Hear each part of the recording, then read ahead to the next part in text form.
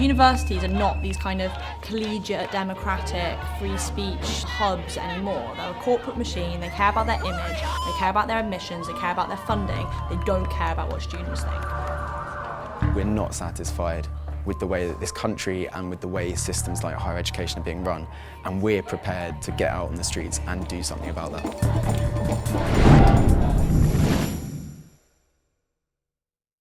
What do we want? Free education! Why do we want it? What do we want? Free education! Why do we want it? Today, many students in Britain feel let down by the political system. They fear that universities, rather than places of learning, are being turned into profit-driven corporations. Studying at university in England used to be free, but then tuition fees were introduced in 1998. In the last UK election in 2010, many students voted for the Liberal Democrats, the party that promised to axe tuition fees. But when they formed a coalition government with the Conservative Party, not only did they go back on their promise, annual tuition fees were tripled from £3,000 to £9,000. There's no easy way to say this. We made a pledge, we didn't stick to it, and for that I'm sorry. Tens of thousands of students and protesters took to the streets of London in anger. We're gonna fight these to the end. We're gonna fight these people to the end. Fight them to the death. In the months leading up to the UK May 7 general elections, students have again been protesting across the UK. Struggling to get their voices heard, many have taken direct actions, like occupying their university campuses to force those in charge to listen to their demands. Leading the charge of occupying universities is the National Campaign Against Fees and Cuts. The National Campaign Against Fees and Cuts is called a day of action across the country today. There's lots of protests going on, lots of direct action. Basically, we want the momentum to keep up, because we know we're in this for the long haul. We're not going to win free education as soon as we've done one action. They strategically enter university buildings and lock themselves in, hoping that their demands will be met.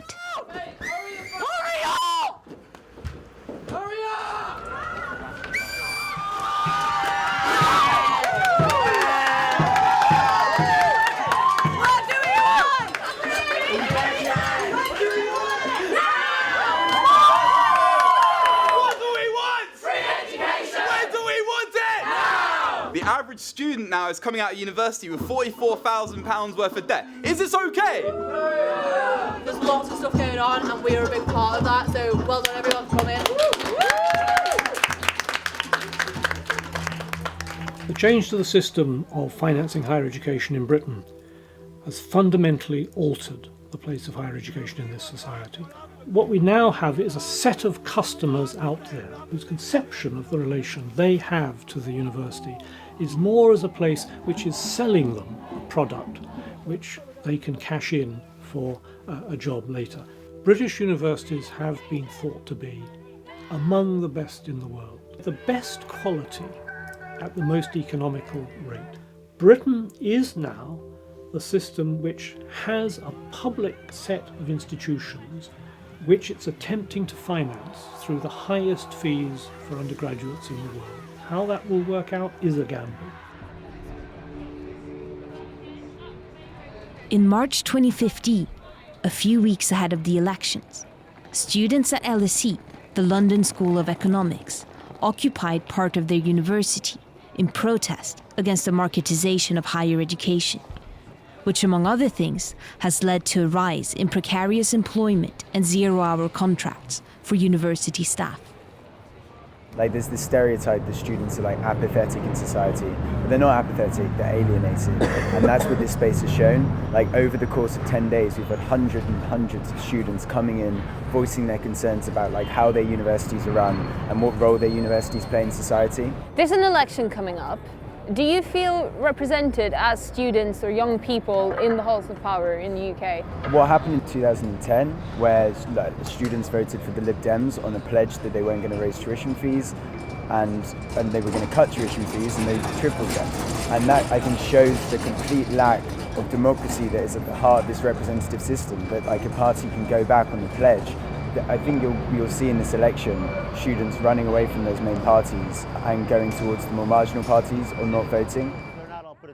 LSE professor David Graeber, who wrote the book Debt, The First 5,000 Years, was there to support the students.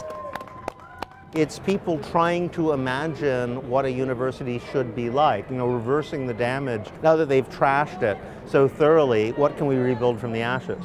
This is a failed experiment. There's almost no parameter you can imagine by which the reforms of 2010 could be said to have been successful. What do we want? Free education!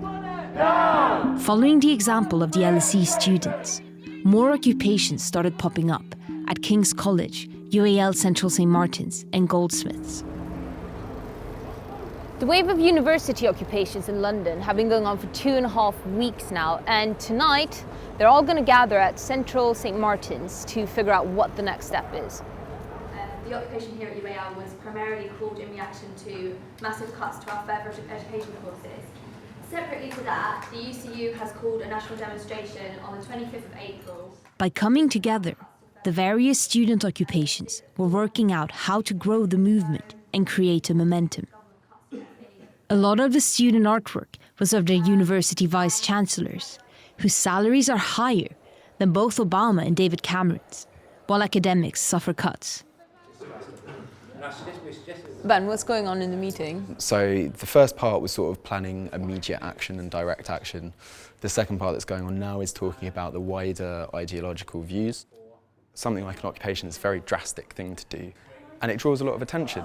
And I think we should basically treat this as like a full-time job for the next. There's no real commitment from major Westminster parties on the rights of things like free education and students' rights. You've got the Conservatives saying we're going to put £9,000 fees on, and Labour's radical alternative is no, we're just going to charge £6,000 fees instead. And I think that's why so many young people and students feel disconnected from politics. This whole approach of I'm just one person, I can't change anything, isn't true. It's not true. We can get large numbers of people who all believe in the same things, who are passionate about the same things, and who are willing to get up and demonstrate, whether it's through occupation, whether it's through protest, whether it's through other means. No party in this election is really saying to future generations, we think we see a way to restore an equitable and credible system of funding higher education as a public good in this country. Another university in occupation is King's College London. Ironically, that's where David Willits, the architect behind the 2010 higher education reforms, has been given an honorary position as visiting professor. He's also written a book about how the baby boomers stole their children's future. The reforms in 2010 were intended to achieve two objectives. First, we had to offer a better deal to students. Higher education funding, the resource for educating each individual student, had steadily fallen for over 20 years. But then secondly, the coalition came in with a big budget deficit and had to reduce public spending and reduce the deficit. And actually, I think we achieved that. We've saved public spending, got more cash for universities, got a better deal for students. Why do you think young people are unhappy with these reforms? When I've spoken to some of the Occupy protesters, what some students say to me is, the university is getting £9,000 to pay for my education, and I'm not getting £9,000 worth of education for it. That is a very powerful challenge which universities have to respond to. So I think it has strengthened the student voice, and that's a good thing. When the reforms were introduced in 2010, the projections to save public money, which was the idea behind them, were that only 30% of the student loans taken out would not be paid back and end up being paid by taxpayers. Today, the projection is 43%, so it's actually becoming more and more expensive, and if it hits 48.5, the system is going to end up costing more than the previous one. That is a speculative forecast. It isn't public spending now. The public spending now is a saving. Some people say, well, you're not going to get all the money back. It depends. If people are in low-paid jobs, so they can't make the graduate repayments, then in 2046 or whenever, some sum of money has to be written off. I don't think anybody can reliably forecast what that will be in 2046.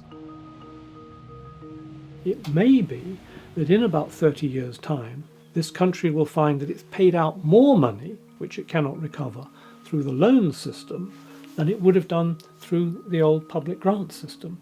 In purely financial terms, this is a gamble. We headed back to the UAL occupation that had received eviction papers as the university management was taking legal action against them. The National Campaign Against Fees and Cuts was there to lend advice. So we got this letter like quite late last night saying that we had to be in court at 10 o'clock in the morning. So we were all a bit like, fucking hell. They printed out everything we actually did and posted all our events and, you know, everything we've done. And that's the research, basically, Facebook. Universities are not these kind of, collegiate, democratic, like free speech hubs anymore. I'm not sure to what extent that glory days kind of ever existed, but that's definitely not how they behave anymore. They're a corporate machine. They care about their image, they care about their admissions, they care about their funding. They don't care about what students think. Can we see the kitchen? Yeah, go for it.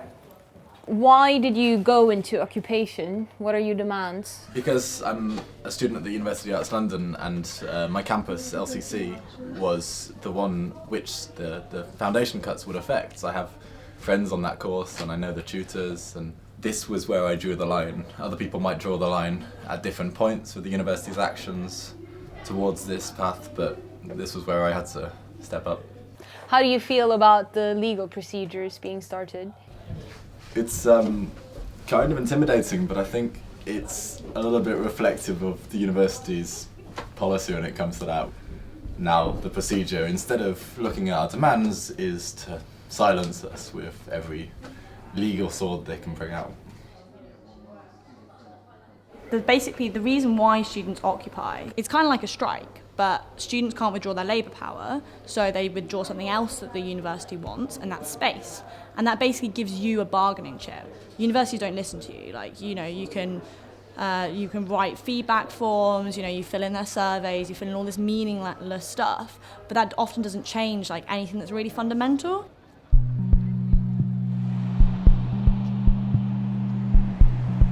I would reject the notion that occupation was the only course of action that the students could take. We talk to students all the time. It's really difficult to talk to students if they've locked themselves inside a room.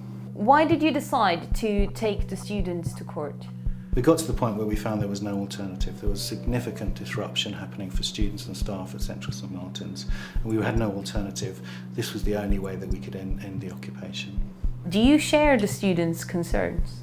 No, I don't, because I know, having spent a very long time working at this university, that the university is constantly investing in the student experience. That's what drives people here. People aren't driven by profit or money here.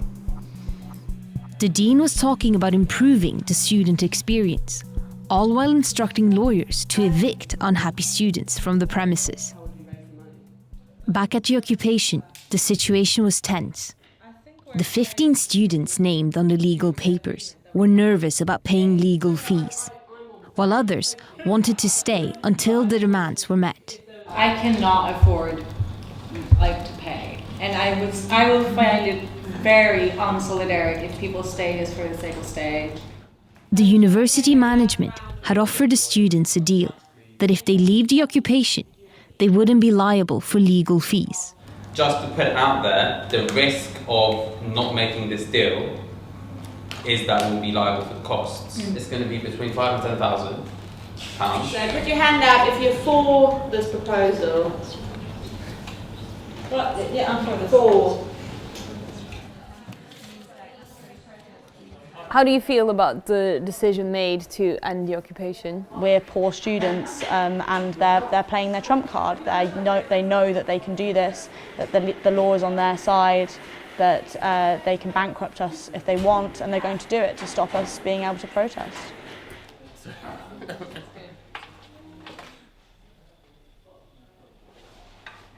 Despite agreeing to end the occupation, the next morning they woke up with no word back from the university management on whether the settlement deal was still on, and the named students had to appear in court.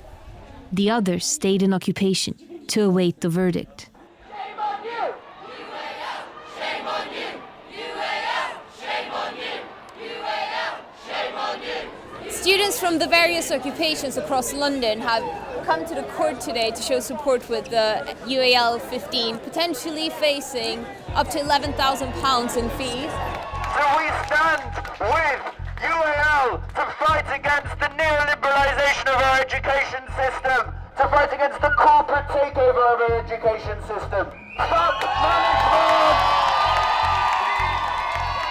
Did you expect that something like this could happen? I don't know, I just didn't really think it was something that might realistically happen. So when we actually got the notice on Thursday, it was a bit of a shock because it just came out of nowhere. They do put the costs on us and we face £10,000 amongst the 15 of us.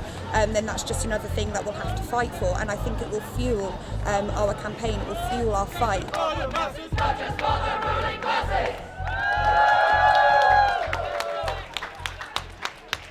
Okay guys, I want to thank you all so much for coming here. It means so much to us.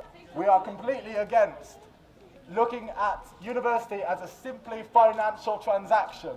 It is not a corporate entity, it is a university which is supposed to be educating its students, not creating cash cow courses. This is about free education in all senses of the word. Thank you so much for being here. I've got to go.